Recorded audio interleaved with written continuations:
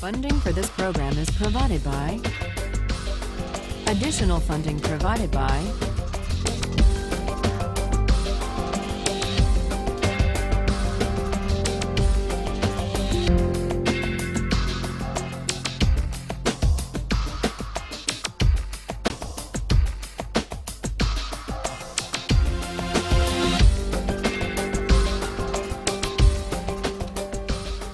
Today we turn to John Locke.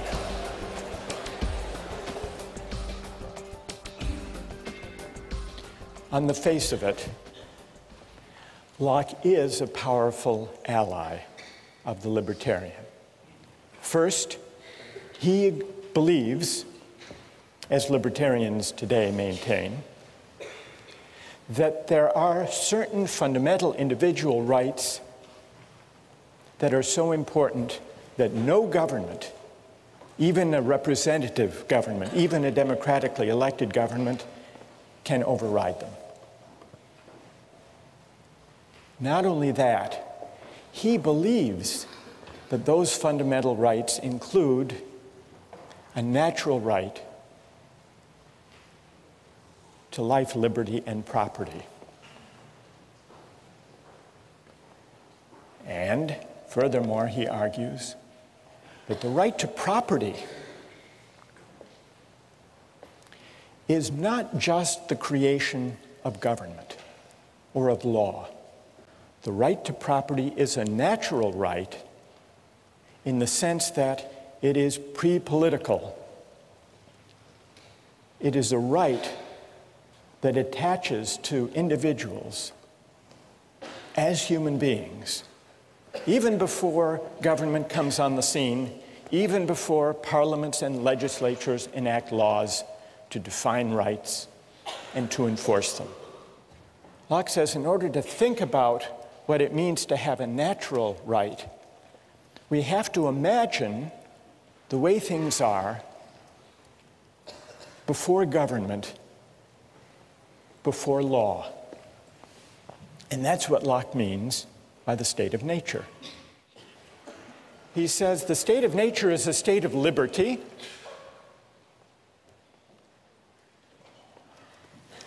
Human beings are free and equal beings. There is no natural hierarchy. It's not the case that some people are born to be kings and others are born to be serfs. We are free and equal in the state of nature. And yet, he makes the point that there's a difference between a state of liberty and a state of license. And the reason is that even in the state of nature, there is a kind of law. It's not the kind of law that legislatures enact. It's a law of nature. And this law of nature constrains what we can do, even though we're free, even though we're in the state of nature. Well, what are the constraints? The only constraint given by the law of nature is that the rights we have, the natural rights we have, we can't give up, nor can we take them from somebody else. Under the law of nature, I'm not free to take somebody else's life or liberty or property, nor am I free to take my own life or liberty or property. Even though I'm free, I'm not free to violate the law of nature. I'm not free to take my own life or to sell myself into slavery or to give to somebody else arbitrary, absolute power over me. So where does this constraint, you may think it's a fairly minimal constraint, but where does it come from? Well, Locke tells us where it comes from, and he gives two answers. Here's the first answer. For men, being all the workmanship of one omnipotent and infinitely wise maker, namely God, they are his property, whose workmanship they are made to last during his not one another's pleasure. So one answer to the question is, why can't I give up my natural rights to life, liberty, and property is, well, they're not, strictly speaking, yours. After all, you are the creature of God. God has a bigger property right in us, a prior property right. Now, you might say that's an unsatisfying, unconvincing answer, at least for those who don't believe in God. What did Locke have to say to them? Well, here's where Locke appeals to the idea of reason. And this is the idea that if we properly reflect on what it means to be free, we will be led to the conclusion that freedom can't just be a matter of doing whatever we want. I think this is what Locke means when he says, the state of nature has a law of nature to govern it which obliges everyone, and reason, which is that law, teaches mankind who will but consult it that all being equal and independent, no one ought to harm another in his life, health, liberty, or possessions.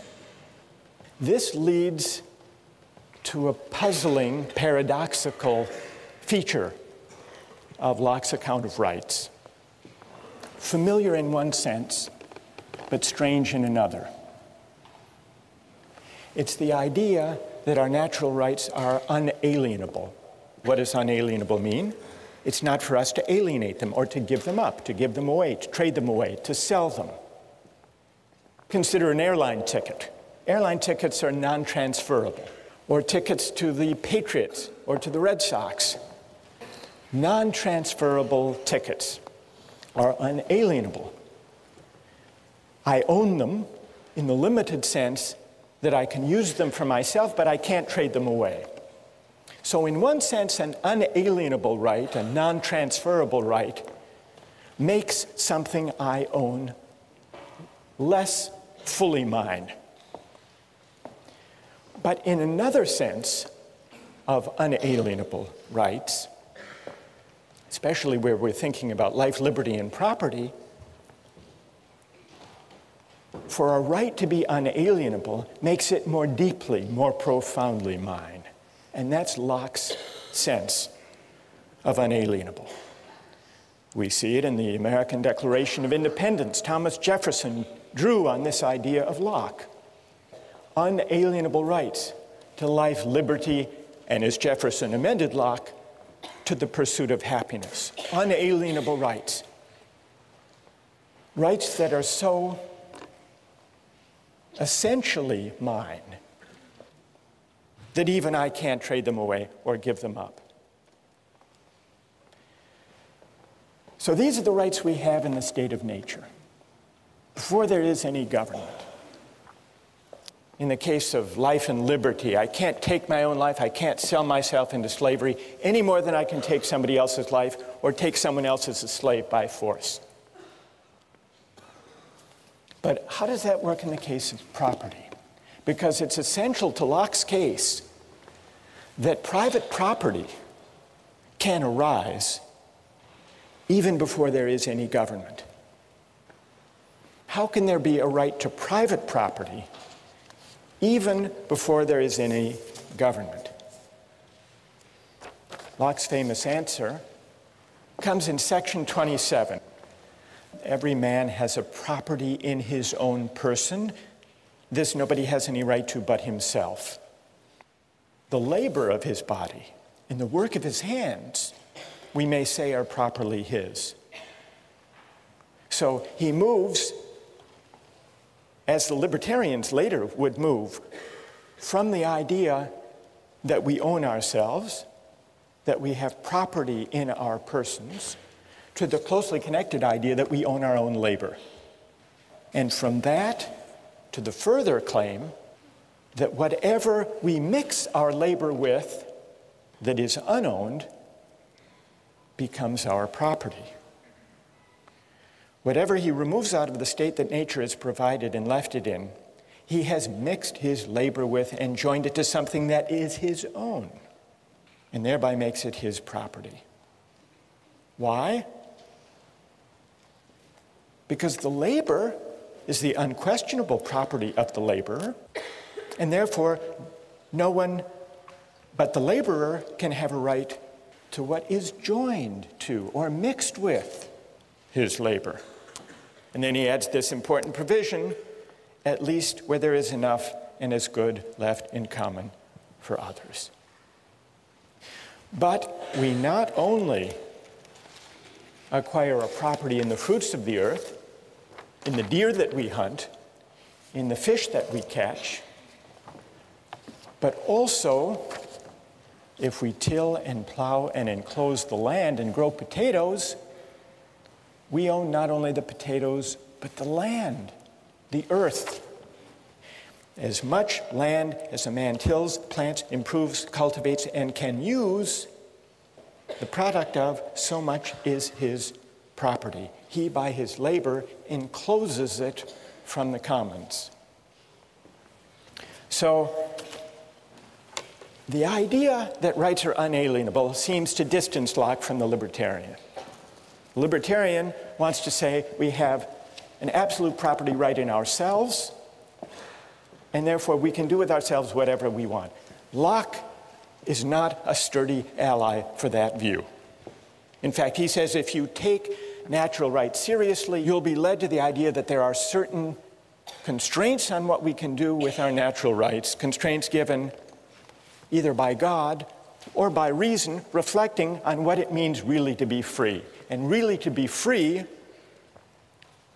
means recognizing that our rights are unalienable. So here's the difference between Locke and the libertarians. But when it comes to Locke's account of private property, he begins to look again like a pretty good ally. Because his argument for private property begins with the idea that we are the proprietors of our own person, and therefore of our labor, and therefore of the fruits of our labor, including not only the things we gather and hunt in the state of nature, but also we acquire a property right in the land that we enclose and cultivate and improve. There are some examples that can bring out the moral intuition that our labor can take something that is unowned and make it ours. Though sometimes there are disputes about this. There's a debate among rich countries and developing countries about trade-related intellectual property rights. It came to a head recently over drug patent laws. Western countries, and especially the United States, say, we have a big pharmaceutical industry that develops new drugs. We want all countries in the world to agree to respect the patents. Then there came along the AIDS crisis in South Africa. And the American AIDS drugs were hugely expensive, far more than could be afforded by most Africans.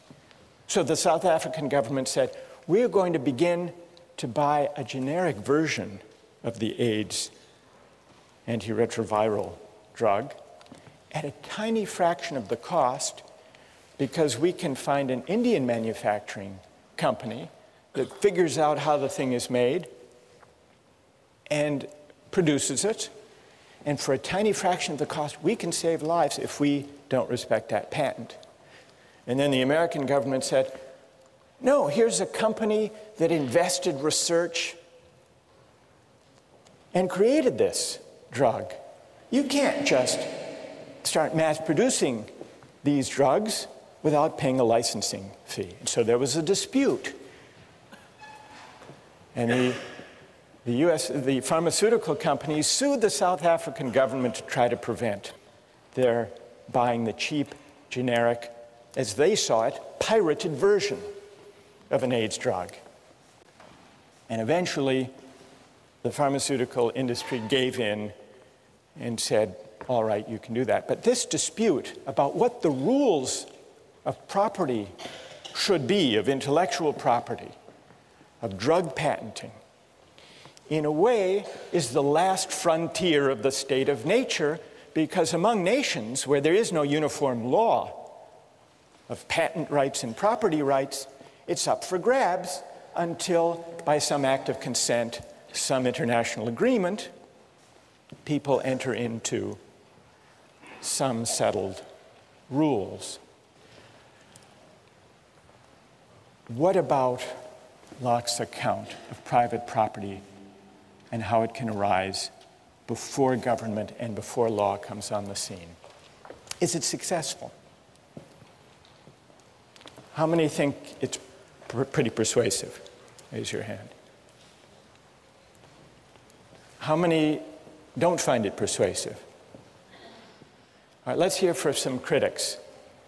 What is wrong with Locke's account of how private property can arise without consent? Yes? Yeah, I think it justifies European cultural norms as far as when you look at how Native Americans may not have cultivated American land, but by their arrival in the Americas, that contributed to the development of America, which wouldn't have otherwise necessarily happened then or by that specific group. So you think that this is this defense of private property in land? Yes, because it complicates original acquisition if you only cite the arrival of foreigners that cultivated the land. I see. And what's your name? Rochelle. Rochelle? Yeah. Rochelle says this account of how property arises would fit what was going on in North America during the time of the settlement, the European settlement. Do you think, Rochelle, that it's a way of defending the appropriation of the land? Indeed, because I mean he's also justifying the Glorious Revolution, so I don't think it's inconceivable that he's also justifying colonization as well. Well, that's an interesting historical suggestion, and I think there's a lot to be said for it. What do you think of the validity of his argument, though? Because if you're right that this would justify the taking of land in North America from Native Americans who didn't enclose it, if it's a good argument, then Locke's given us a justification for that. If it's a bad argument, then Locke's given us a mere rationalization that isn't morally defensible. I'm leaning to the second You're one, leaning but toward the second. That's my opinion as well. All right, well then let's hear if there's a defender of Locke's account of private property. And it would be interesting if they could address Rochelle's worry that this is just a way of defending the appropriation of land by the American colonists from the Native Americans who didn't enclose it. Is there someone who will defend Locke on that point? You ready? Are you going to defend Locke? Like you're accusing him of justifying the European, basically, massacre of the Native Americans. But who says he's defending it? Maybe the European colonization isn't right. Maybe it's the state of war that he talked about in his second treatise, So the wars between the Native Americans and the colonists, the settlers, that might have been a state of war that we can only emerge from by an agreement or an act of consent. And that's what would have been required. Yeah, and fairly both to resolve sides them. would have had to agree to it and carry it out and everything. But what about, and what's your name? Dan?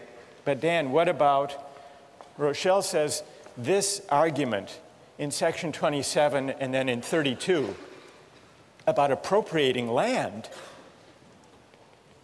that argument, if it's valid, would justify the settlers appropriating that land and excluding others from it. Do you think that argument's a good argument? Well, doesn't it kind of imply that the Native Americans hadn't already done that?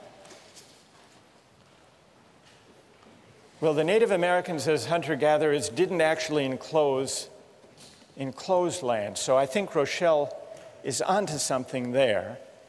What I want to, I'd like to, go ahead, Dan. At the same time, he's saying that just by picking an acorn or taking an apple or maybe killing a buffalo on a certain amount of land, that makes it yours because it's your labor, and that's, your labor would enclose that land. So by that definition, maybe they didn't have fences around little plots of land, but They were using it. Yeah, by using Locke's it. definition. So because maybe they by mixed their Locke's labor. definition, the Native Americans could have claimed a property right in the land itself. But they just didn't have Locke on their side, as Good. she points out. Okay, that's good. One more defender of Locke. Go ahead. Well, I mean, just to defend Locke, he does say that there are some times in which you can't take another person's land. For example, you can't acquire land that is common property to people. And in terms of American Indians, I feel like they already had civilizations themselves, and they were using land in common. So it's kind of like an analogy to what he was talking about with like the common English property. You can't take land that everybody's sharing in common. Interesting. And That's also, interesting. you can't take land unless you make sure that there's as much land as possible left for other people to take as well. So if you're taking so you have to make sure that whenever you take land, or that there's enough left for other people to use. That's Right. just as good as the land that you took. So. That's true. Locke says there has to be this right to private property in the earth is subject to the provision that there be as much and as good left for others. What's your name? Right. I'm Fang. So Fang, in a way, agrees with Dan that maybe there is a claim within Locke's framework that could be developed on behalf of the Native Americans. Here's the further question. If the right to private property is natural, not conventional, if it's something that we acquire even before we agree to government, how does that right constrain what a legitimate government can do?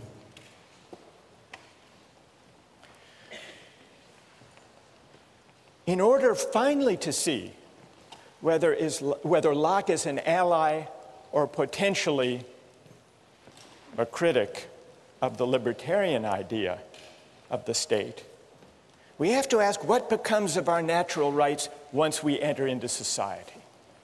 We know that the way we enter into society is by consent, by agreement, to leave the state of nature and to be governed by the majority and by a system of laws, human laws.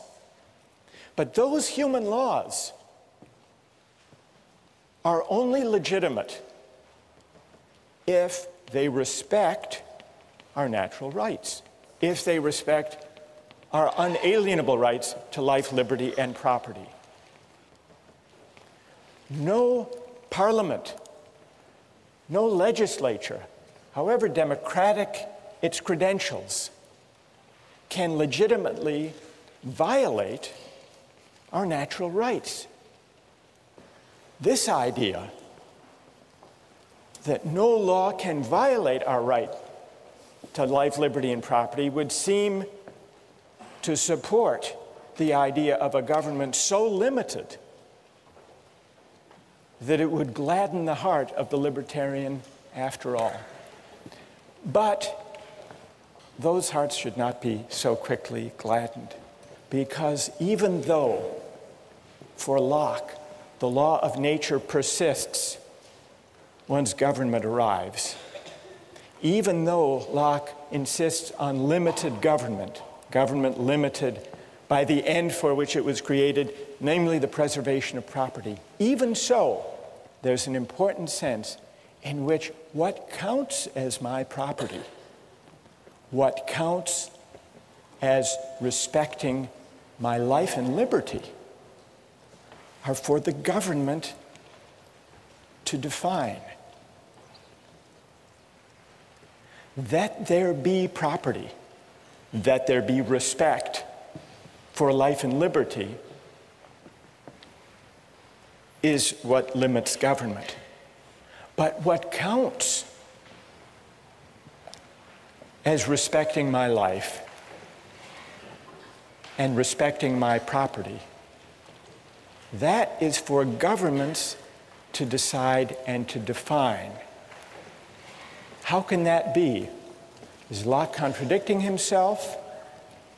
Or is there an important distinction here? In order to answer that question, which will decide Locke's fit with the libertarian view, we need to look closely at what legitimate government looks like for Locke, and we turn to that next time.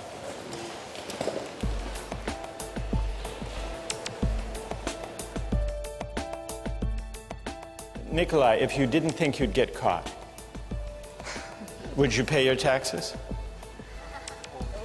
I don't think so.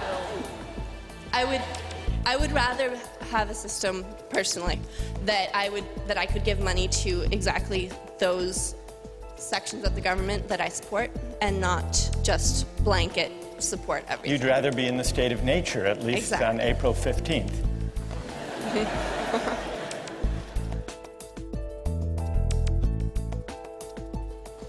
Last time,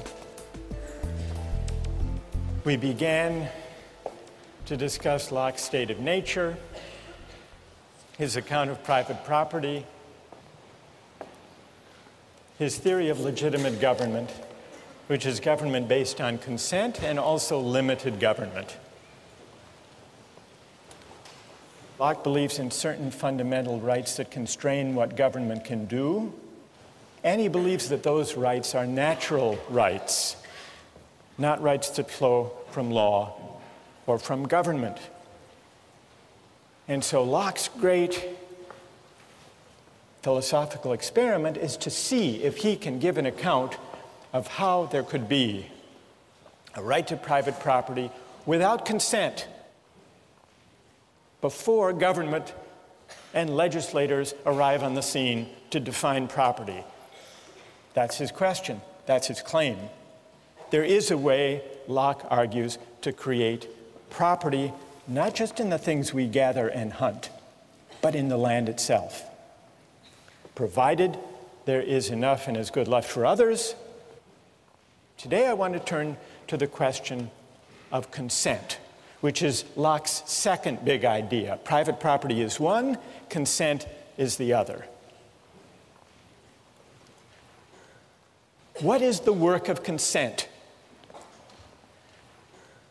People here have been invoking the idea of consent since we began, since the first week. You remember when we were talking about pushing the fat man off the bridge, someone said, but he didn't agree to sacrifice himself. It would be different if he consented. Or when we were talking about the cabin boy, killing and eating the cabin boy, some people said, well, if they had consented to a lottery, it would be different. Then it would be all right. So consent has come up a lot. And here in John Locke, we have one of the great philosophers of consent. Consent is an obvious, familiar idea in moral and political philosophy. Locke says that legitimate government is government founded on consent, and who nowadays would disagree with him? Sometimes when the ideas of political philosophers are as familiar as Locke's ideas about consent, it's hard to make sense of them, or at least to find them very interesting.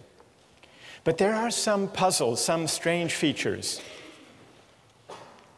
of Locke's account of consent as the basis of legitimate government, and that's what I'd like to take up today.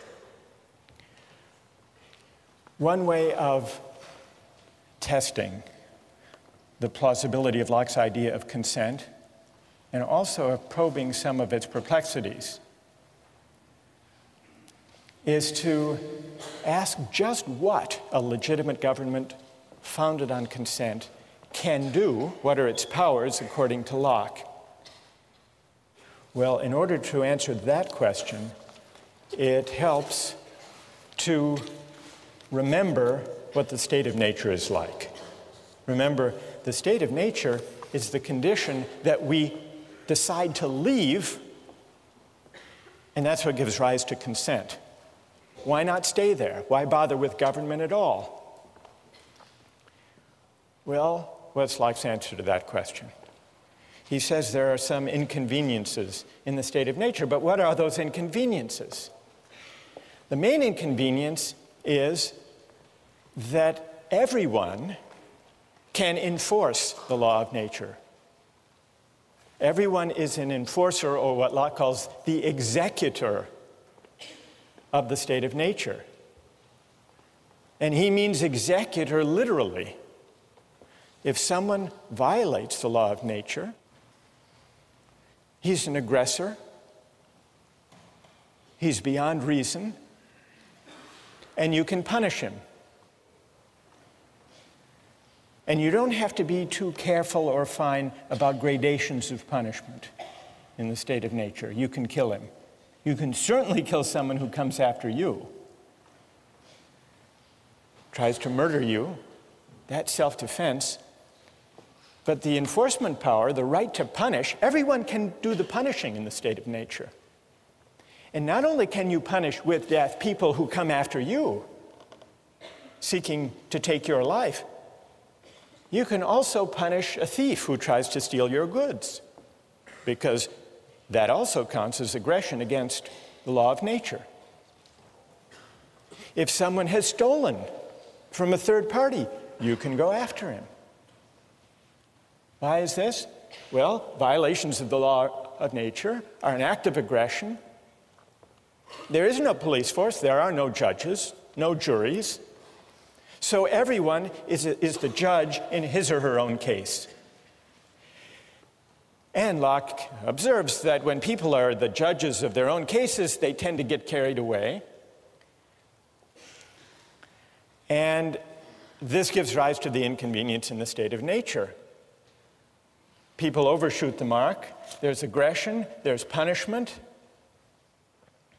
And before you know it, everybody is insecure in the enjoyment of his or her unalienable rights to life, liberty, and property.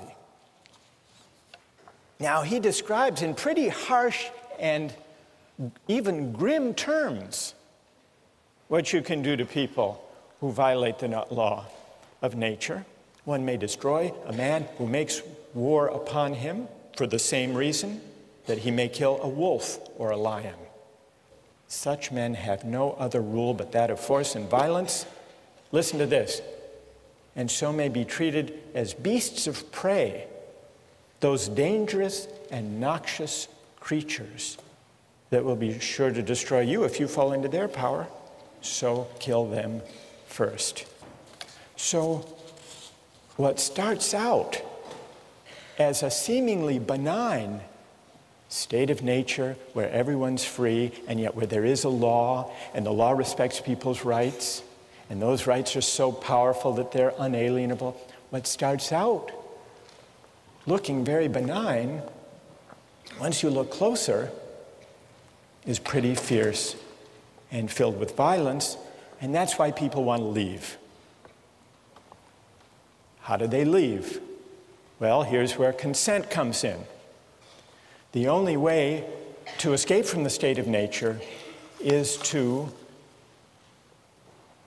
undertake an act of consent where you agree to give up the enforcement power and to create a government or a community where there will be a legislature to make law and where everyone agrees in advance, everyone who enters agrees in advance to abide by whatever the majority decides. But then the question, and this is our question, and here's where I want to get your views, then the question is, what powers, what can the majority decide? Now here it gets tricky for Locke, because you remember, alongside the whole story about consent and majority rule, there are these natural rights, the law of nature, these unalienable rights. And you remember, they don't disappear when people join together to create a civil society. So even once the majority is in charge, the majority can't violate your inalienable rights, can't violate your fundamental right to life, liberty, and property. So here's the puzzle. How much power does the majority have? How limited is the government created by consent? It's limited by the obligation on the part of the majority to respect and to enforce the fundamental natural rights of the citizens. They don't give those up. We don't give those up when we enter government. That's this powerful idea taken over from Locke by Jefferson in the Declaration. Unalienable rights. So, let's go to our two cases. Remember Michael Jordan, Bill Gates, the libertarian objection to taxation for redistribution? Well, what about Locke's limited government? Is there anyone who thinks that Locke does give grounds for opposing taxation for redistribution? Anybody? Go ahead. If the majority rules that there should be taxation, even if the minority should still not have to be taxed because that's taking away property, which is one of the rights of nature. All right, so, and what's your name? Ben. So, if the majority taxes the minority without the consent of the minority to that particular tax law, it does amount to a taking of their property without their consent, and it would seem that Locke should object to that. Do you want some textual support for your view, for your reading of Locke, Ben? All right. I brought some along just in case you raised it. If you have your texts, look at 138, passage 138. The supreme power, by which Locke means the legislature, cannot take from any man any part of his property without his own consent.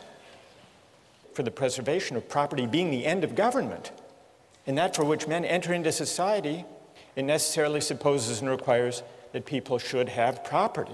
That was the whole reason for entering society in the first place, to protect the right to property. And when Locke speaks about the right to property, he often uses that as a kind of global term for the whole category, the right to life, liberty, and property. So that part of Locke, that beginning of 138, seems to support Ben's reading. But what about the part of 138, if you keep reading? Men, therefore, in society having property, they have such a right to the goods which by the law of the community are theirs. Look at this. And that no one can take from them without their consent. And then at the end of this passage, he says, so it's a mistake to think that the legislative power can do what it will and dispose of the estates of the subject arbitrarily or take any part of them at pleasure. Here's what's elusive. On the one hand, he says, the government can't take your property without your consent. He's clear about that. But then he goes on to say, I mean, that's the natural right to property. But then it seems that property, what counts as property, is not natural but conventional, defined by the government. The goods which by the law of the community are theirs. And the plot thickens if you look ahead to section 140. In 140, he says governments can't be supported without great charge. Government is expensive. And it's fit that everyone who enjoys his share of the protection should pay out of his estate. And then here's the crucial line. But still it must be with his own consent, i.e. the consent of the majority, giving it either by themselves or through their representatives. So what is Locke actually saying? Property is natural in one sense, but conventional in another. It's natural in the sense that we have a fundamental, unalienable right that there be property, that the institution of property exist and be respected by the government. So an arbitrary taking of property would be a violation of the law of nature and would be illegitimate. But it's a further question, here's the conventional aspect of property, it's a further question what counts as property, how it's defined, and what counts as taking property, and that's up to the government. So the consent, here we're coming back to our question, what is the work of consent? What it takes for taxation to be legitimate is that it be by consent, not the consent of Bill Gates himself if he's the one who has to pay the tax, but by the consent that he and we, all of us within the society, gave when we emerged from the state of nature and created the government in the first place. It's the collective consent. And by that reading, it looks like consent is doing a whole lot, and the limited government consent creates isn't all that limited. Does anyone want to respond to that or have a question about that? Go ahead. Stand up. Well, I'm just wondering what Locke's view is on once you have a government that's already in place, whether it is possible for people who are born into that government to then leave and return to the state of nature. I mean, I don't think that Locke mentioned that at all in the... What do you think? Well, I think as the convention, it would be very difficult to leave the government because you are no longer... because nobody else is just living in the state of nature, everybody else is now governed by this legislature. What would it mean today, you're asking? And what's your name? Well, Nicola. Nicola, to leave the state, suppose you wanted to leave civil society today, you want to withdraw your consent and return to the state of nature. Well, because you didn't actually consent to it, you were just born into it. It was okay. Your ancestors who joined. Right. So. You didn't sign the social contract. I didn't sign it. Exactly. All right, so what does Locke say there? Yeah. I don't think Locke says that you have to sign anything. I think that he says that it's kind of implied consent. By living and taking government services, you are implying that you're consenting to the government taking things from you. All right, so implied consent, that's a partial answer to this challenge. Now, you may not think that implied consent is as good as the real thing. Is that what you're shaking your head about, Nikolai? Speak up. Stand up and speak up. I don't think that necessarily just by utilizing the government's various resources that we are necessarily implying that we agree with the way that this government was formed, or that we have consented to actually join into the social contract. So you don't think the idea of implied consent is strong enough to generate any obligation at all to obey the government? Not necessarily, no. Nikolai, if you didn't think you'd get caught, would you pay your taxes? I don't think so. I would rather have a system, personally, that I could give money to exactly those sections of the government that I support and not just blanket support everything. You'd rather be in the state of nature, at least on April 15th.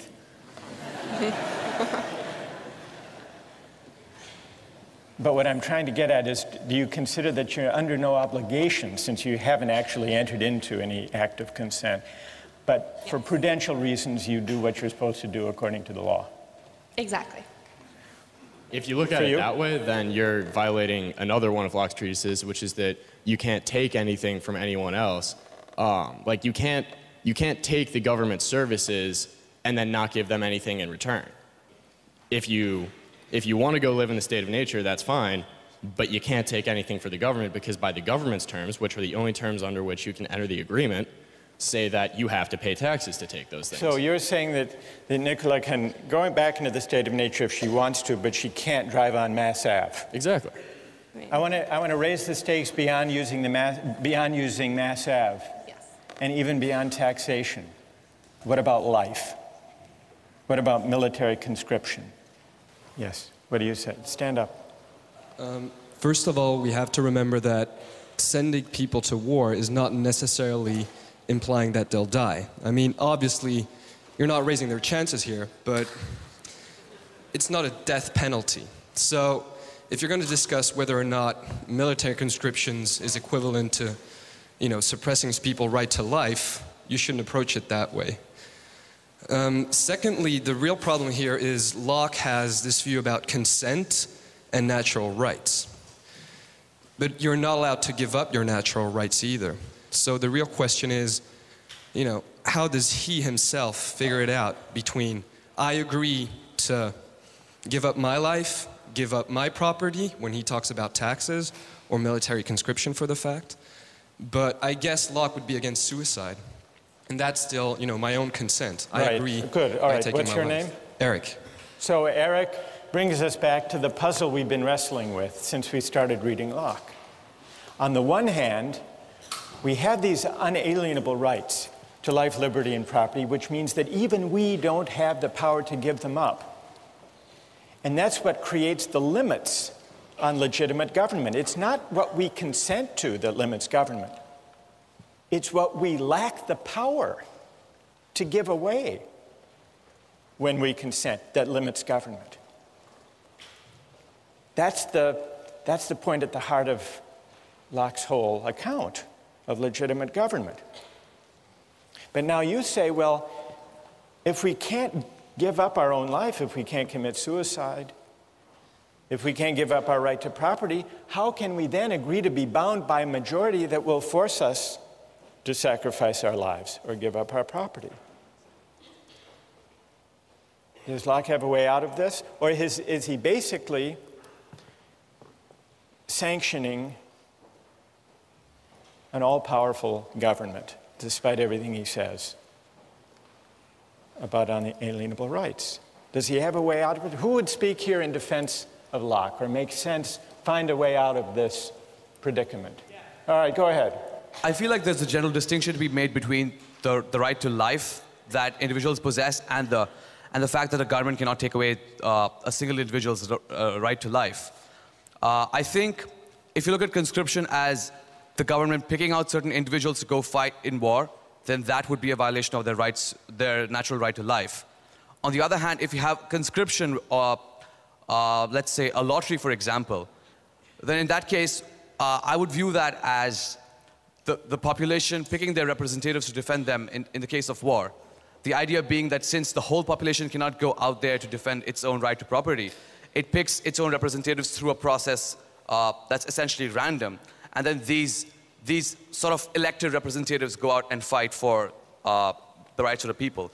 It works very similar, it works just like an elected government, in my opinion. All right, so an elected government can conscript citizens to go out and defend the way of life, the community that makes the enjoyment of rights possible? I think it can, because to me it seems that it's very similar to the process of electing representatives to a legislature. Although here,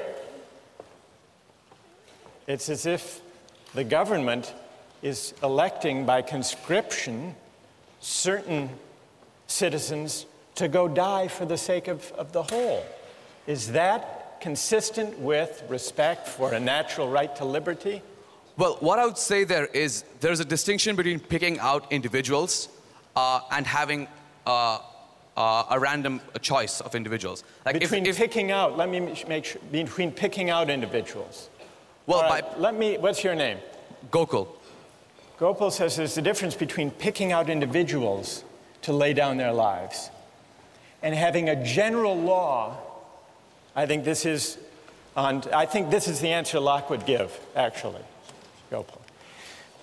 Locke is against arbitrary government. He's against the arbitrary taking, the singling out of Bill Gates to finance the war in Iraq. He's against singling out a particular citizen or group of people to go off and fight. But if there's a general law such that the government's choice, the majority's action, is non-arbitrary, it doesn't really amount to a violation of people's basic rights.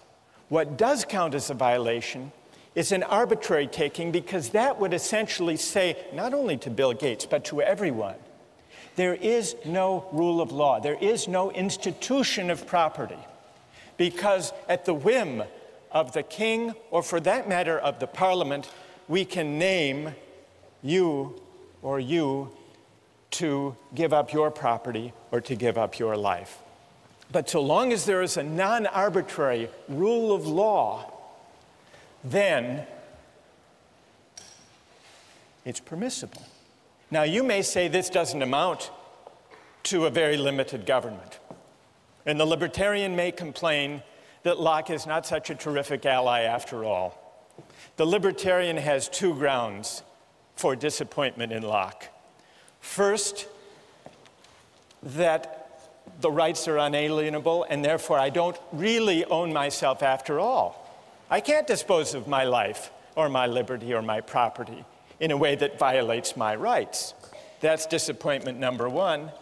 Disappointment number two, once there's a legitimate government based on consent, the only limits for Locke are limits on arbitrary takings of life or of liberty or of property. But if the majority decides, if the majority promulgates a generally applicable law, and if it votes duly according to fair procedures, then there is no violation, whether it's a system of taxation or a system of conscription. So it's clear that Locke is worried about the absolute arbitrary power of kings, but it's also true, and here's the darker side of Locke, that this great theorist of consent came up with a theory of private property that didn't require consent, that may, and this goes back to the point Rochelle made last time, may have had something to do with Locke's second concern, which was America. You remember, when he talks about the state of nature, he's not talking about an imaginary place. In the beginning, he says, all the world was America. And what was going on in America? The settlers were enclosing land and engaged in wars with the Native Americans. Locke, who was an administrator of one of the colonies, may have been as interested in providing a justification for private property through enclosure without consent, through enclosure and cultivation, as he was with developing a theory of government based on consent that would rein in kings and arbitrary rulers. The question we're left with, the fundamental question we still haven't answered is, what then becomes of consent? What work can it do? What is its moral force? What are the limits of consent? Consent matters not only for governments, but also for markets. And beginning next time, we're going to take up questions of the limits of consent in the buying and selling of goods.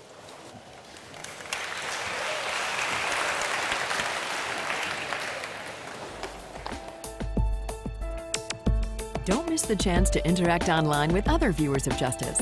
Join the conversation, take a pop quiz, watch lectures you've missed, and learn a lot more.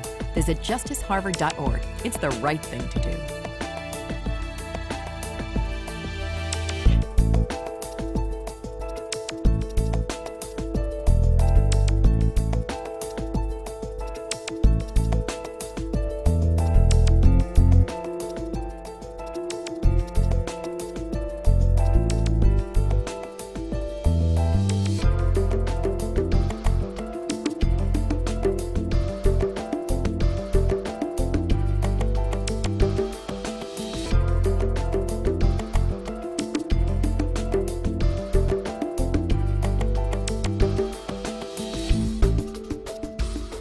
Funding for this program is provided by... Additional funding provided by